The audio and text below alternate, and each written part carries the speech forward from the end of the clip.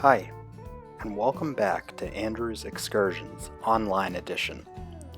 Today we're going to step back in time to the spring of 2008 and observe a fan trip operation on a famous former Boston and Maine railroad line. Up until 2012, a group of private caboose owners would run special caboose trains over the 72-mile New England Southern and Plymouth and Lincoln railroads, which cover the tracks of the former Boston and Maine White Mountains Division and Pemigewasset Valley branches. On April 26, 2008, a short run of the caboose train from Tilton to Lochmere back down south to Concord was completed and allowed me the experience of my first of several caboose train chases. So climb into the passenger seat, grab a camera and an iced coffee, and get ready. We're going train chasing. We will start at the former Boston and Maine Northfield Freight House, just outside downtown Tilton, New Hampshire. The location earned the affectionate name Caboose Village over the years. Upon arriving to Caboose Village, what's normally a fairly quiet, formal rail yard was alive with activity. Owners were all tending to their cabooses, waiting for the power to arrive from the New England Southern Railroad from down south. Driving north on I-93 that morning, I remembered seeing the bright yellow New England Southern engine slowly making its way north on the Iron Truss Bridge, next to the interstate just north of downtown Concord. You can see from this image here that Caboose Village is home to cabooses of all different types and is a fairly unique location in that regard. The building that plays the center anchor piece for Caboose Village is the former Tilton Freight House that stands by the side of Route 132 just outside of the downtown. The building has been well cared for over the years, and in April of 2008 was sporting the classic Boston and Maine maroon and gold colors. The size of the building indicates that there was much business in earlier days, and it is now home to a function hall and is owned by the Merrimack Valley Railroad Company. I'm uncertain of the exact date of construction, but it likely dates back to the early days of the railroad. An interesting fact is that while this building is the Tilton Freight House, it is actually located in the town of Northfield, but just shy of the Tilton town line. The boundary between these two towns is the Winnipesaukee River, which we will see shortly. Not long after I arrived at the Caboose Village for photos, a headlight came around the bend to the south of the yard, and soon the New England Southern engine was in plain sight pulling into the yard. GP39-2 is running high hood forward with flagman Paul Hatch front and center. New England Southern founder and president Peter Durness is riding on the top step as well. The New England Southern was founded in 1982 with the purpose of continuing to serve customers on the former Boston and Maine White Mountains branch, which had been embargoed after severe washouts in 1973 and was sold to the state of New Hampshire in 1975. Franconia Paper in Lincoln, 72 miles north of Concord, utilized a few short-line railroads in the late 1970s until ultimately it went out of business. The New England Southern continued to serve customers as far north as Ashland in the 1980s, but unfortunately to this day has only one remaining customer, 3M Corporation in Tilton. Engine 2370 continues on the mainline track past the cabooses to just beyond a switch where it can move to one side of the tracks to connect to the cabooses for the journey north to Lochmere. There are several fascinating railroad artifacts in this image that caught my eye. The first being the beautifully restored semaphore to the left of the tracks. Long obsolete in modern railroading, these signals provide a great prop to the vintage railroad equipment, as does the ornate switch stand next to the tracks as well. On the right side of 2370, we also see what I believe is a wreck train and while I don't know the history or vintage of it, I certainly have enjoyed using it in photos of mine over the years. In many ways, the only modern item in this shot is 2370, with the engine now advanced beyond all of the cabooses and preparing to assemble the train. The caboose owners prepare to enter their buggies and get ready for the journey. This is another shot that gives you a great perspective of all of the different cabooses, paint schemes, vintage, etc. It has been a long winter as always in central New Hampshire, and these owners are anxious to get out on the line for their first journey of the spring. The weather that day was on the warm side, but the limited numbers of buds on the trees served as a reminder that winter was just very recently loosening its grip on the region. A unique fact about this trackage is that it's state-owned, and in the winter, the snow-covered tracks are used for snowmobilers as opposed to rail service. The limited rail business on this line all but ensures this arrangement will continue for years to come as well. Finally, the caboose train is on the move. Before heading south to Concord, the train heads north through Tilton, crossing the Winnipesaukee River twice, and crossing under the high bridges of Interstate 93. The train then passes the spur to 3M, which is actually a short piece of the former Boston and Maine Belmont branch, which was abandoned way back in 1929. 3M Corporation remains the one remaining freight customer on this line, receiving several cars per year, making freight operations on this section of the line considerably rare. The engine will run around at the site of Lochmere Station, which was the Boston and Maine's name for East Tilton, and head back south. As a boy, on family trips up to Newfound Lake, I always remember seeing the massive Burger King sign when heading around the curve at exit 20. I would gaze down on the railroad tracks, and I would always long to see a train. It was really cool on this day finally getting to see one, albeit from a different vantage point. The train is now heading back south to Concord, and we're passing back through downtown Tilton. Paul Hatch is preparing to flag the busy crossing at US Route 3, which has long been without electronic protection. The train crawls up to the edge of the roadway and waits its turn just like the automobile traffic. To the right of the engine is the site of the former Tilton Passenger Station, which actually still stands heavily modified as a residence in Boscawen, several miles away on Route 3. The curb station platform still exists by the edge of the tracks. Passenger trains served Tilton until 1965, when all service was cut back to Concord. It was only 11 years prior to that this line was part of a through route between Boston and Montreal via Plymouth and Wells River, but that was severed when the line between Plymouth and Blackmount was abandoned in October of 1954. The train has crossed over Route 3, and Paul Hatch is riding on the front as it re-enters the yard.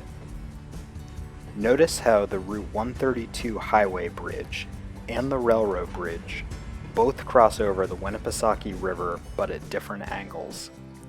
The Winnipesaukee River emerges from Silver Lake a few miles to the east and meanders through Tilton and Franklin, before joining the Pemigewasset River in Franklin, to then become the Merrimack River.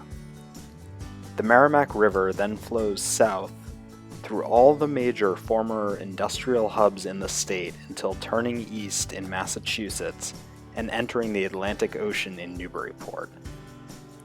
The New Hampshire Main Line through Lowell, Nashua, Manchester, and Concord owes much of its existence and former business to all of the mills that utilize the water power of the Merrimack River. Another view of 2370 in the yard at Caboose Village. The crew mingles with some of the caboose owners before continuing on its journey south. 2370 itself dates back from 1984 and was originally built for the Missouri-Kansas-Texas Railroad. It also called the Union Pacific home for some time as well, hence the paint job that is well recognized by rail fans everywhere. The New England Southern acquired the engine in 2004, and it served for 7 years before being sold to the Ann Arbor Railroad in Michigan. In February of 2011, the engine was involved in a serious accident when it derailed just north of downtown Concord after hitting ice that had accumulated on the tracks due to illegal snowmobiling. Pete Derniss was on board and was seriously injured in the accident, and the engine was brought up to the Hobo Railroad shops in Lincoln that spring for repairs. The caboose train is now heading south out of the yard on its way to Concord. The train will pass through Northfield and Canterbury before entering the city of Concord. The Northfield Depot was a few miles south of here and still stands to this day as a private residence. Canterbury is home to the New England Southern Yard and is base for their operations. These two towns are both in the Merrimack River watershed and are mostly wooded with some farmland mixed in as well. The caboose train passed through both of these locations fairly quickly on its way to Concord, and I opted not to get pictures there, and rather head to the final destination of Concord for my next shots. Just north of downtown Concord, the train is navigating the S-curve as it approaches its parking place for the night. An office park on the left side of the image resulted in a slight realignment of the tracks in this spot, but it worked very well as a photo vantage point. At one point in time, this was one of 3 through routes that spread north out of Concord.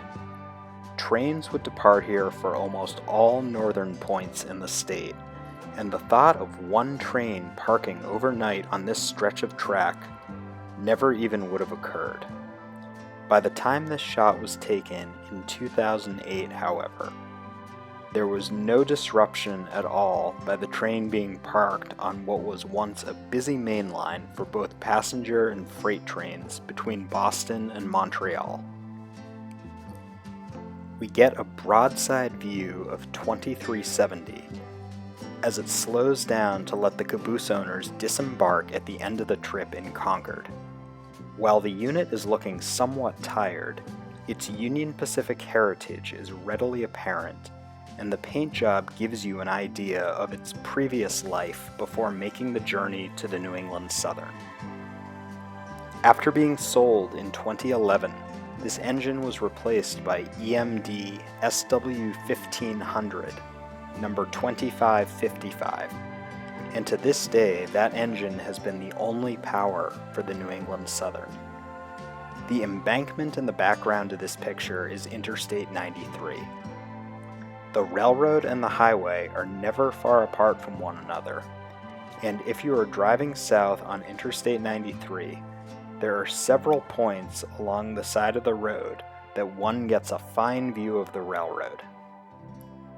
Ironic that the highway that largely led to this rail line's severe decline in importance runs right alongside it for much of its length. As the train creaks to a stop, a small group of rail fans who had been chasing this spring run are gathered around to get some arrival shots. The unique nature of this train and the route it ran on would make it a favorite for rail fans to chase, and I was no exception to this. This was one of several caboose trains that I would see on this line between 2007 and 2008, but unfortunately these trains would stop running after 2012 due to insurance costs. They would run almost all months of the year except for the dead of winter when the line was closed to rail use and temporarily repurposed as a snowmobile trail. This was a very interesting chapter in the story of the historic rail line that I was happy to have documented on several occasions. With the train stopped and parked for the night, passengers are now getting off the cabooses and preparing to either explore Concord or just relax in the warm spring afternoon sun. Downtown Concord is not far from here, and at one point was home to a grand passenger station, extensive rail yards, and repair shops. The station was demolished in 1959 as rail travel declined, and the yards were slowly but steadily demolished over the years until today, when very little remains except an overgrown control tower, which was home to the New England Southern before being evicted by Pan Am Railways, ruins of a few shop buildings, and even a turntable. A smaller station was built on the site of the large stations, but after passenger service ended in 1967, this building was only used as a bus station until it was eventually demolished about 20 years ago. After dropping off the Caboose train, 2370 heads south into the downtown area, presumably back to the tower to tie down for the night and allow the crew to go home. It is seen here about to cross under the US Route 202 bridge and is running alongside Constitution Avenue here. The engine will soon come to the switch where the old Northern Main Line once headed out of town towards Boscawen, Franklin, and eventually White River Junction. The Northern was largely abandoned by the early 1990s, and the final section in Concord was recently dropped as well. 2370 did a brief run on the remains of the Northern to Pennacook before it was abandoned, and was likely the last engine to operate on this stretch of track. Today, however, 2370's job is done for the day, and it will return the cabooses back to Northfield tomorrow. We have reached the end of our caboose train chase, and I thank you for joining me on this adventure, as these trains were an interesting part of the history of this once very busy Boston and Maine railroad line. I would also like to acknowledge fellow Boston and Maine Railroad Historical Society member Rick Kafori for his fantastic 2-volume set on the history of the New England Southern Railroad, which I utilized for many of the facts in this presentation. Thank you for joining me on this adventure, and until next time, keep on exploring.